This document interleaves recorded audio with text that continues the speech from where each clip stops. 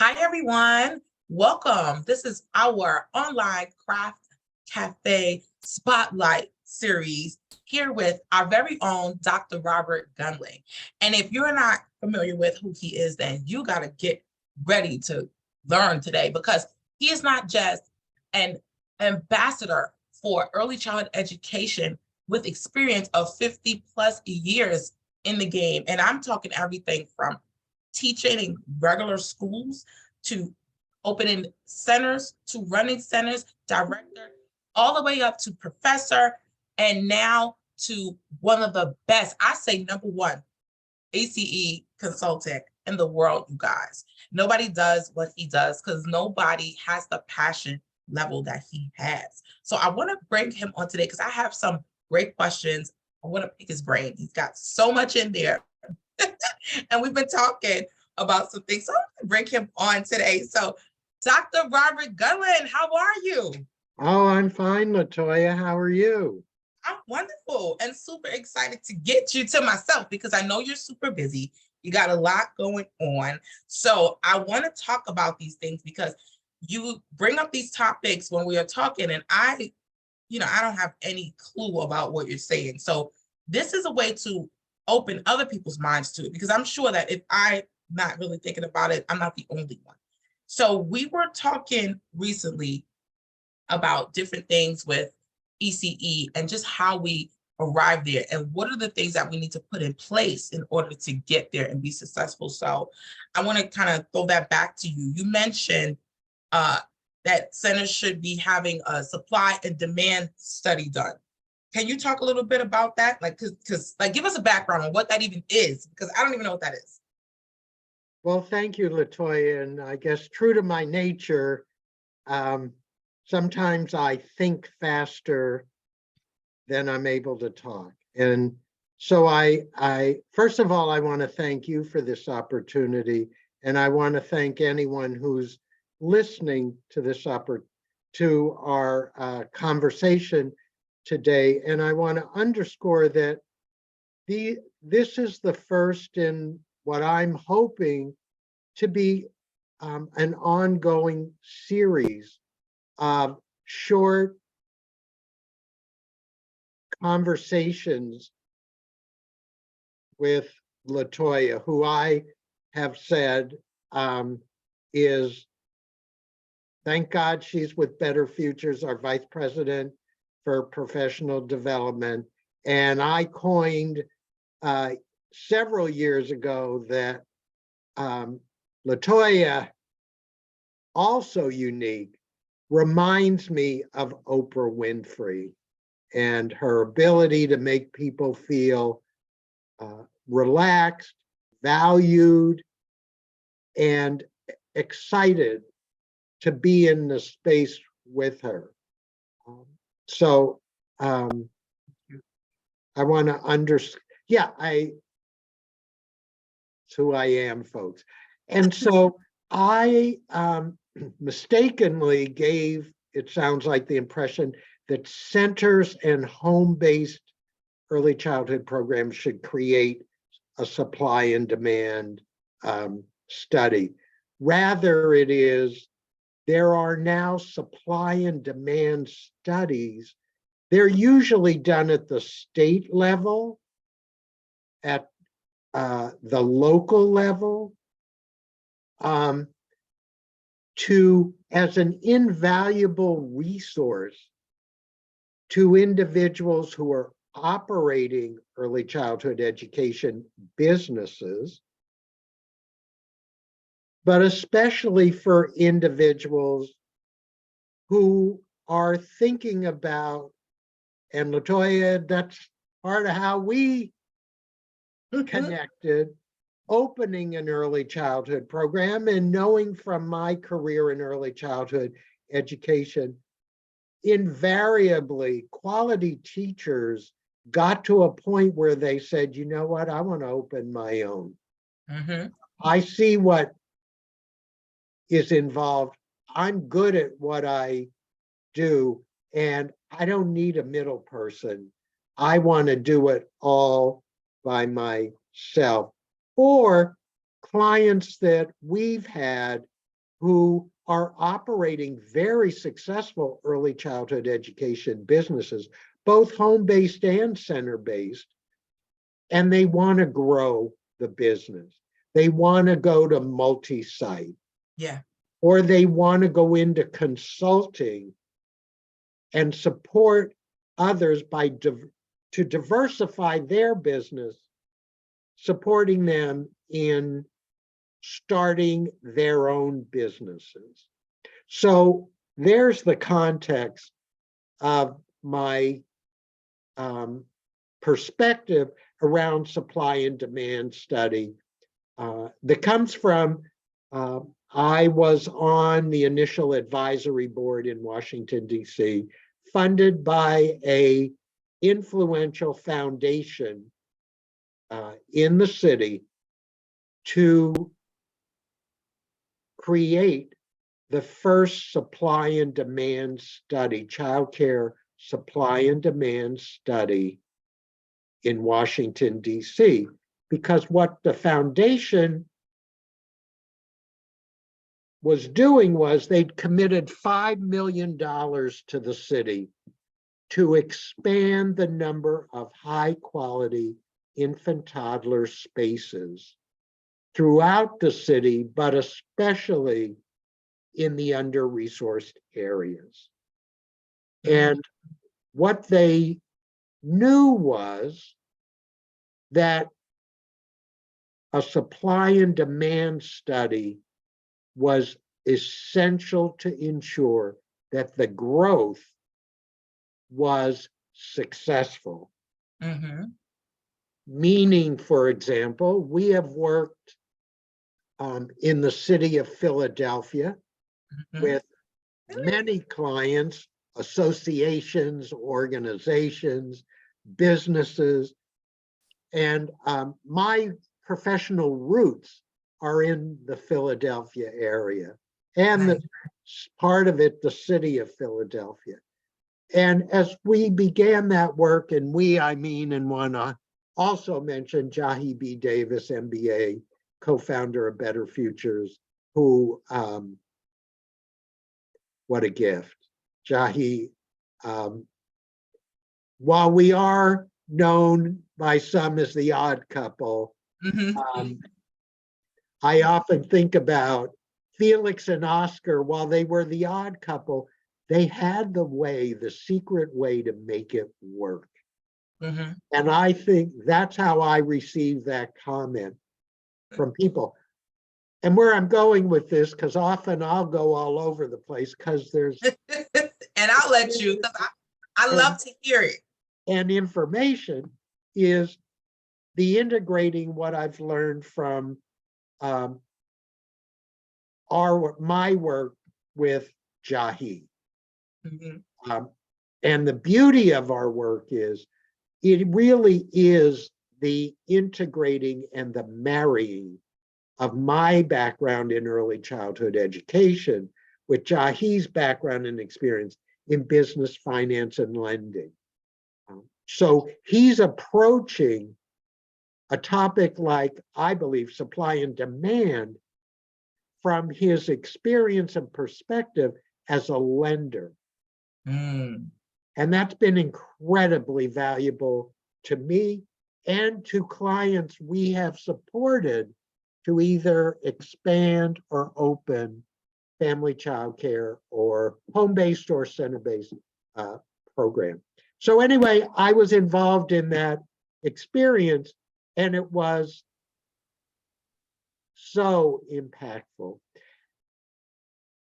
The primary benefit I realized as I was engaged on the advisory committee and then its implementation was that it provided for the first time early childhood business owners and leaders in DC with a resource that they could objectively get evidence that in fact there was a demand in the neighborhood. This supply demand study went down to the neighborhood level in DC.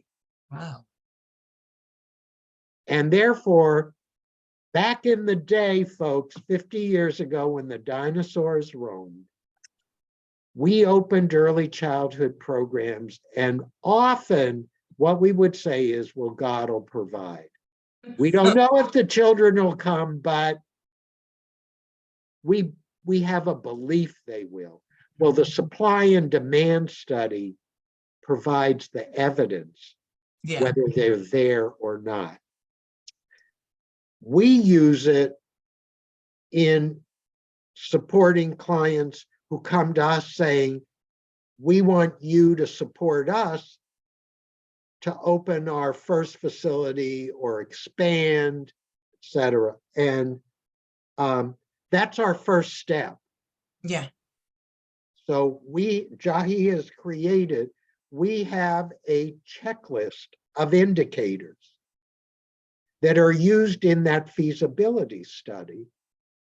That's what I was going to bring up next. Yeah. And when it's done, you know by numbers, and data-driven decision-making is critically important. So you know by the numbers whether or not the demand for what you want to offer exists. Yeah. I like that. And Latoya, so I'll give you an example. So we had two young ladies had worked together, actually in county government in Arlington, Virginia, near where we're based. And they decided, we want to open our own center. We've been involved in licensing. We see what people's challenges are. We've helped people move through those challenges. And we think we can open a center and grow an early childhood business. And in the particular case of these two people, one of them, their father was a very successful car dealer in our area. And folks, it's where we need to be. And that when I say very successful, the man was a millionaire. Oh, wow. And he said to his daughter, if this is what you want, I will be your investor. I will invest in the business. However, I'm a business person in this role. I am not functioning in the role as your father. Mm-hmm. So you're going to have to convince me with my business mind operating that you are worthy in the investor.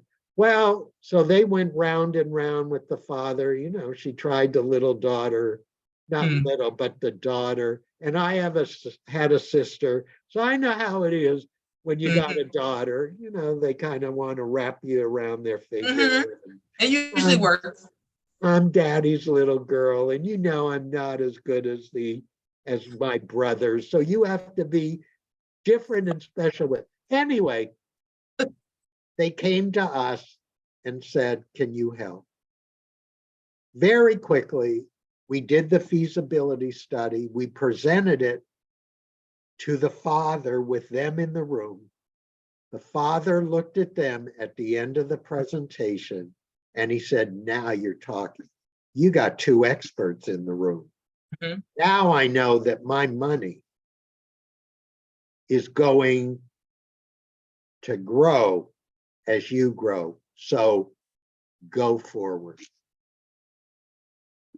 So both the participating in the development of a supply and demand study and then its application with an individual client.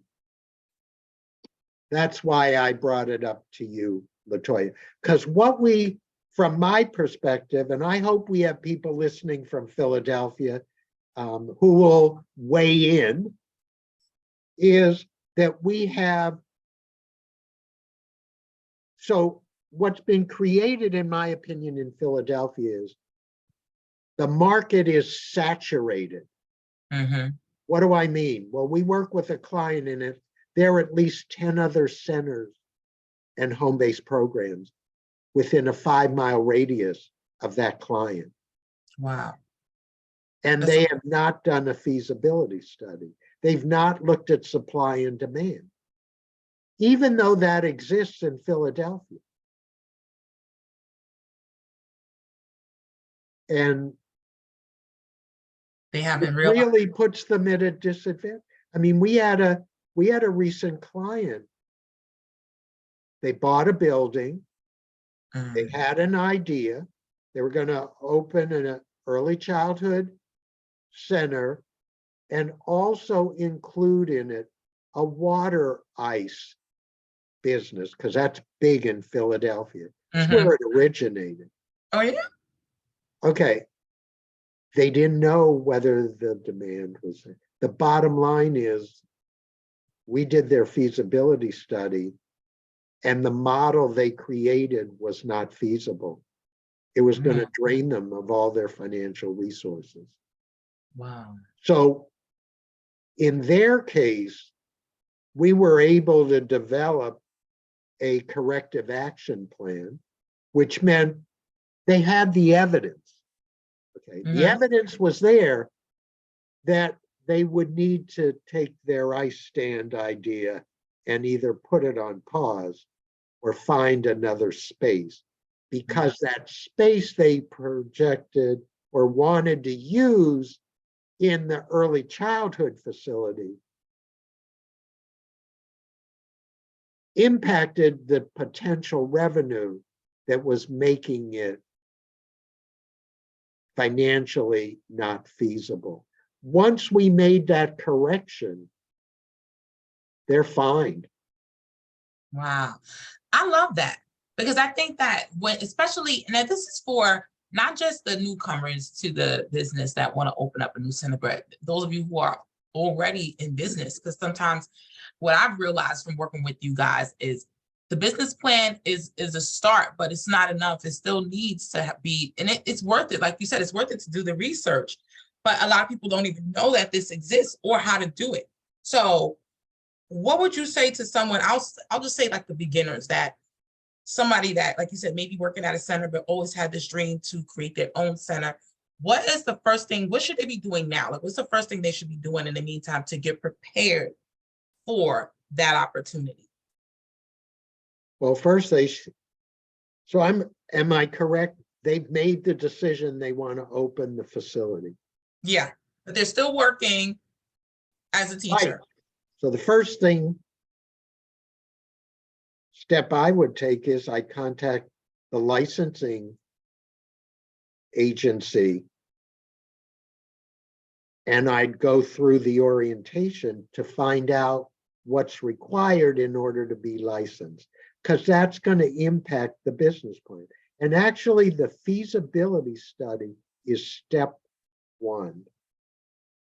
The feasibility study gets migrated into the business plan. So before the business plan, you should be doing the feasibility study. Right. And the other valuable lesson I got from working with Jahi is, if you follow the steps in the appropriate order to open a profitable business, you will succeed. If you miss a step or go around a step because you want to get there faster, right, that's your first potential red flag that it isn't going to work. Wow. And I think a lot of people don't know that. I think they feel like they just gotta, slap it together, grit and some spit. And like you said, a wing and a prayer, God is gonna provide. Eventually you probably will have to fill those holes and you'll get it together. But it's just like learning the hard way. So like I was saying earlier, don't recreate the wheel. There's experts here that not only have done it themselves, but have went through it with people to make sure that they stay the course and become successful with the plan in place and the experts in place. You will not lose. Like you said, doing the research helps. It helps you to know whether this is going to be a great idea. I mean, not a great idea, but a great idea for this place or this setting or this neighborhood or this community, and really going where you're needed. And I hear that with, regular products, supply and demand, you think about that, but I don't think people think about it when they think about ECE business, like early childhood education business. It's like everybody needs it. I can put it anywhere and it's gonna, do well. But you're right. So let's listen. I know I want to go ahead and Latoya, my mantra, and one day you'll help me get a t-shirt. I'm gonna have we're gonna start with a Better Futures polo shirt. Yeah. But then the t-shirts, and my mantra is, we only know what we have been taught. And I always come back to this because, folks, that's the seed that Jahi and I agreed to plant when we co-founded Better Futures. I was very clear with him that from my experience leading at the local, state, and national level, there was a significant space to fill to focus on the owners and leaders of early childhood programs. And that I wanted to create a consulting service to fill and overfill that hole. So our consulting service is about paying forward what we have collectively learned. I love it. I love it. And I definitely see the fruits of all that experience, all that labor, all that time and attention and planning. We can see the fruits of your labor all over the US, not just city, but I'll say the world, because, worldwide, here we go. We're all over the place. And so, Robert, I want to thank you for, giving us your time and just your expertise. And this is not the last conversation we're going to have, because people have questions. We have tons of questions. This is just our kickoff to let people know that if you are thinking of expanding or starting an ECE business, we can help you with that. We have our online business and professional development platform that is Craft by Better Futures. And we have our consultancy with Better Futures and BF Consultant. So let us help you. We know what we're doing. We've done this a million times before, and we want to move the industry forward. So there you have it. Check us out on the web at www.betterfuturesdc.com. Okay, and we'll see you at the next one. Bye, everybody.